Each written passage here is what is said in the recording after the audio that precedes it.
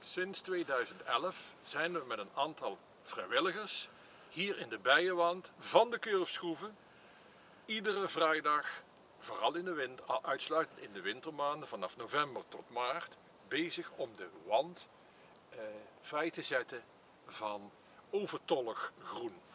We zijn hier op die bijenwand begonnen voor bijen, omdat hier onderzoek gedaan is naar de natuurwaarde in de Kurfschroeven. Toen de Kurfschroeven werd overgedragen aan het Limburgs landschap. Het bleek dat er heel veel bijzondere soorten zaten en ook voor bijen was het een hele rijke plek. En je zag heel grote verschillen tussen onder in de groeven en hier de bijenwand waar wij bezig zijn.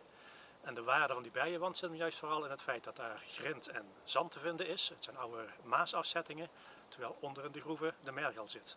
En in dat zand zitten dus andere soorten dan beneden en de meest bijzondere zaten hierboven. En wat we nu op die bijenwand doen, is we maken hem kaal. En dat doen we om twee redenen. Enerzijds houden we daarmee de kruidlaag in stand, waar heel veel bloemen in zitten. Ja, en bijen moeten bloemen hebben.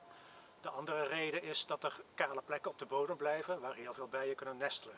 Hierboven zie je dus de kale randjes. Daar hoeven wij zelf niks aan te doen. Die ontstaan spontaan door erosie, vorst. Het voordeel daarvan is dat wij hoeven alleen de boompjes weg te knippen. De kale randjes zitten er, daar schijnt de zon op, ze zijn keurig droog en heel erg warm.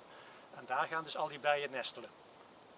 En de wilde bijen zijn bedreigd en wij proberen op deze manier iets te doen om het behoud van de wilde bij in ieder geval te garanderen, hetzij desnoods uit te breiden.